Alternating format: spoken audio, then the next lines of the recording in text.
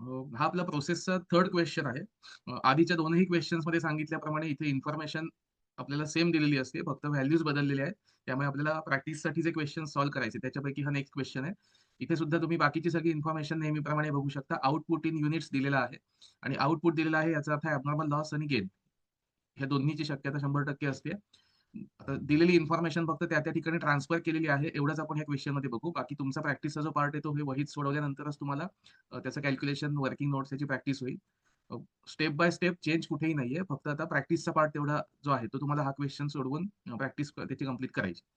Basic material 30,000 at ₹6 हे इथे घेतलेले 30,000 ॲट ₹6 टोटल अमाउंट 1,80,000. नंतर डायरेक्ट मटेरियल, वेजेस, एक्सपेन्सेस आणि ओव्हरहेड्स हे सगळे जे प्रोसेस 1 साठी लागू आहेत ते सगळे इथे घेतलेले आहेत. 42,000 पासून 30,000 पर्यंत. त्यानंतर नॉर्मल लॉस 600 काढलाय. तर 600 साठी इथे बघा 2% दिसतंय. 30,000 इनपुट आहे. त्याचे 2% म्हणजे 600 एवढा नॉर्मल लॉस येईल आणि त्याची स्क्रॅप व्हॅल्यू इथे ₹1 असं दिलं होतं. ते आपण इथे रेट ₹1 घेतला. अमाउंट आले 600.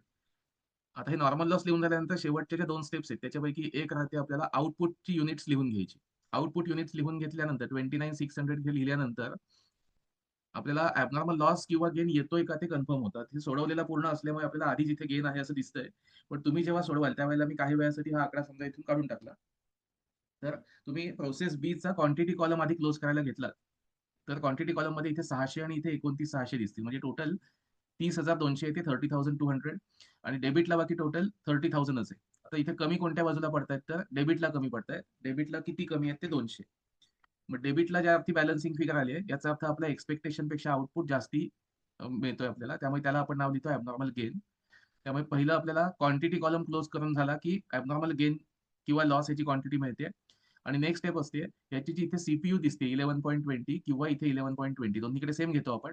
याचं कॅल्क्युलेशन कसं करायचं त्याची स्टेप सुद्धा आधी आपण घेतली त्यासारखीच. इथे फॉर्म्युला आहे total cost minus scrap value divide by total input units minus normal loss units. तर ते टोटल कॉस्ट म्हणजेच या सगळ्या आकड्यांची टोटल. तर हे सगळे आकडे म्हणजे 1,80,000 पासून 30,000 पर्यंत. हा आकडा तुम्हाला आधी लिहिलेला दिसतोय, पण तुमच्या वहीमध्ये कॅल्क्युलेशन घेताना 180 पासून 30,000 पर्यंत ते सगळे आकडे घ्यायचे. त्याची टोटल इथे मी लिहिले 3,30,000 येते. त्यातून लेस करायची स्क्रॅप व्हॅल्यू म्हणजे 600 त्यातून मायनस होतील आणि इथे आकडा येईल 3,29,400 3,29,400 असा आकडा येतोय.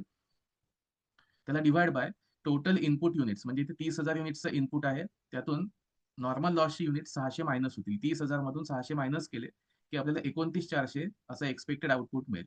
आता ह्याचा कॉस्ट पर युनिट किंवा रेट काढण्यासाठी 3,29,400 ला 29,400 ने डिवाइड करायचं.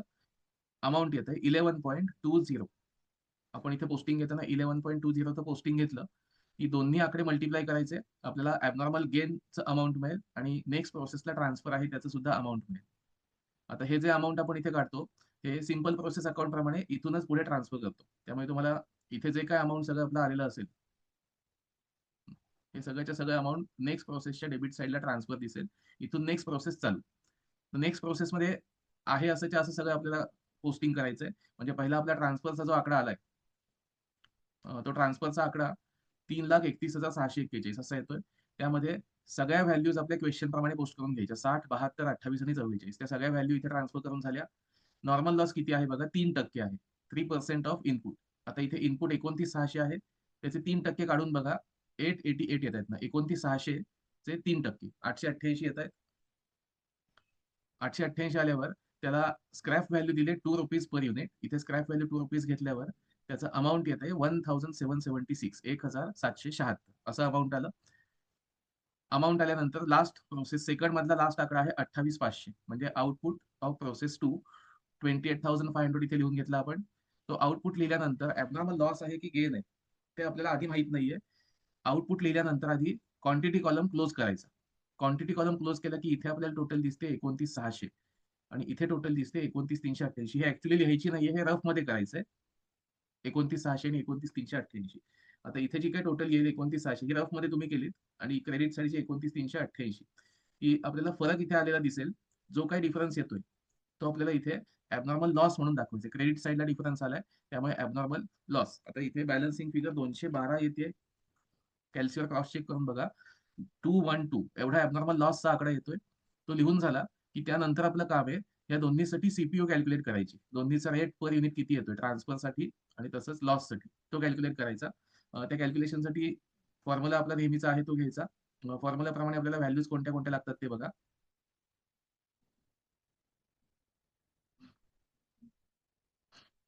फॉर्म्युलाप्रमाणे व्हॅल्यूज आपल्याला लागतात टोटल कॉस्ट म्हणजे डेबिट साईडच्या या सगळ्या आकड्यांची टोटल एकदा कन्फर्म करून बघा. टोटल इथे फॉर्म्युला असल्यामुळे डायरेक्ट तुम्हाला आकडा दिसेल. हा फक्त कन्फर्म करा. 5,35,641 अशी टोटल आहे. त्याला मायनस स्क्रॅप व्हॅल्यू म्हणजे इकडचा जो आकडा आहे 1776 हा मायनस करायचा म्हणजे आपल्याला डेबिट साईडची सगळी टोटल आणि त्यातून क्रेडिट साईडची स्क्रॅप व्हॅल्यू हे दोन आकडे इथे घेतल्यानंतर 5,33,865 असा आकडा मिळतोय. आणि त्यातून डेबिट साईडची क्वांटिटी डेबिट साईडची क्वांटिटी आहे 29,600 आणि क्रेडिट साईडचा नॉर्मल लॉस युनिट्स आहेत 888. ते दोनही आकडे इथे घेतल्यावर 28,712 असा आकडा मिळतोय. आता हे दोन आकडे आपल्याला कॅल्क्युलेशन पर्पजसाठी फॉर्म्युल्याप्रमाणे घ्यायचे. 5,33,865 आणि त्याला डिवाइड बाय 28,712 आपला आन्सर येईल 18.59. मग 18.59 ही सेकंड प्रोसेससाठीची आपली सीपीयू आली आहे 18.59 ती लिहून घ्यायची आणि या दोनही आकड्यांना मल्टिप्लाय करायचं आणि इथे आपल्या फायनल व्हॅल्यूज येतील. त्या पॉईंटमध्ये असल्यामुळे कदाचित तुमचं वहीत सोडवताना थोडासा फरक येऊ शकतो. पण तेवढा फरक आला तरी काही हरकत नाही. मार्कांवर परिणाम होत नाही आणि इथे कॅल्क्युलेशनसाठी सुद्धा आपल्याला त्याने काही प्रॉब्लेम येत नाही. हे आकडे आपण जे असतात ते राऊंड ऑफ केलेले असतात म्हणून तो फरक येतोच. नेक्स्ट सेकंड प्रोसेसचं झाल्यानंतर सेकंड प्रोसेसचा जो काय आउटपुट आलाय तो आपल्याला सेकंड वरून थर्ड प्रोसेसला ट्रान्सफर करायचा आहे.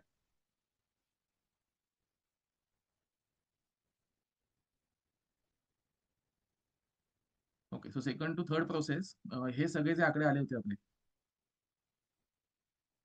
हे सेकंड प्रोसेस कडून थर्ड प्रोसेसला डेबिटला आपण ट्रान्सफर केले. हे सगळे आकडे घेतल्यानंतर आपले प्रोसेस थर्ड मधल्या ज्या काही व्हॅल्यूज आहेत 75, 64, 47 आणि 33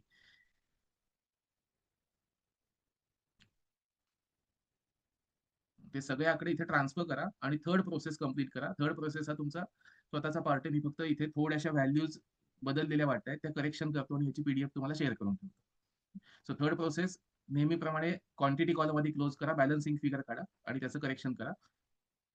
थर्ड प्रोसेसच्या वेळेला आपल्याला इथल्या ज्या काही व्हॅल्यूज आहेत ह्या जशाच्या तशा इथे ट्रान्सफर करायच्या. मला फक्त एक्सेलवर करत असल्यामुळे थोडं पटकन करणं शक्य आहे. तुम्हाला वहीत सोडवत असताना ते सगळं मॅन्युअलीच करायला लागेल. व्हॅल्यूज बघा इथे पहिली 75, दुसरी 64, तिसरी 47 आणि चौथी 33 याप्रमाणे व्हॅल्यूज आल्या. या सगळ्या व्हॅल्यू इथे घेऊन झाल्यानंतर आपल्या सीपीयूचं कॅल्क्युलेशन फायनल करायचंय. सीपीयू कॅल्क्युलेशन घेण्यापूर्वी आधी ऍबनॉर्मल लॉस आहे किंवा गेन आहे ते चेक करून घ्या.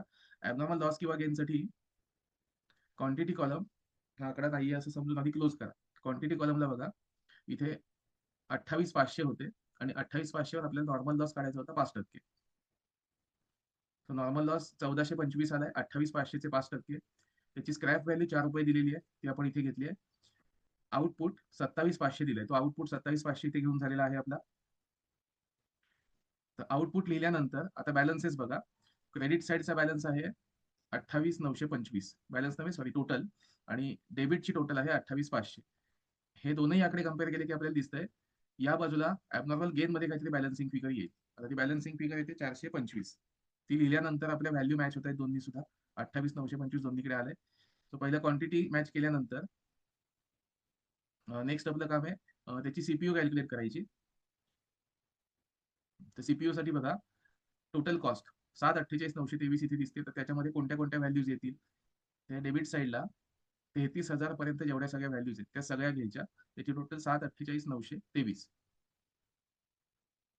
आणि त्याला मायनस करायचं. क्रेडिट साईडला नॉर्मल लॉसची स्क्रॅप व्हॅल्यू आहे त्यात 5,700 या दोन आकडे मायनस केले की आपल्याला 7,43,223 असा आकडा मिळेल आणि त्याला अपॉन 28,500 त्यातून मायनस करायचे 1,425. 28,500 त्यातून मायनस करायचे 1,425 आकडा येतोय 27,075. त्याचं कॅल्क्युलेशन केल्यानंतर बघा 7,43,223 डिवाइड बाय 27,075. तुमची वर्किंग नोट जी असेल ती ह्या टेबल फॉर्म मध्ये नसेल. टेबल फॉर्म मी फक्त एक्सप्लेन करण्यासाठी म्हणून व्हॅल्यूज घेतल्या. तुमची वर्किंग नोट दिसताना आधी हा फॉर्म्युला लिहायचा फॉर्म्युला झाला की त्याच्या व्हॅल्यूज हे सगळे आकडे हॉरिझॉन्टल फॉर्म मध्ये लिहायचे. याचं हे आन्सर येईल आणि फायनल आन्सर काढताना ह्याने डिवाइड केलं की तुम्हाला आन्सर मिळेल 27.45. जे आन्सर 27.45 आपलं आलंय हे ॲबनॉर्मल गेनसाठी सुद्धा वापरायचं आणि तसंच ॲबनॉर्मल सॉरी फिनिश गुड्ससाठी.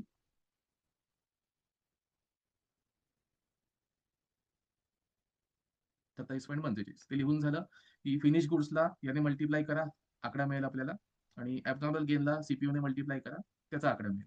दोन्ही आकडे लिहून झाले की अकाउंट टॅली करा. प्रोसेस 3 अकाउंट आपलं कंप्लीट झाले with question number 3 completed. Practice is must. इथे मी फक्त सोल्युशन थोडं फास्ट दाखवलंय. सोल्युशन तुमच्या समोर रेडी आहे. फक्त ते प्रॅक्टिस केल्याशिवाय नीट प्रोसेस सगळी समजणार नाही. थँक्यू.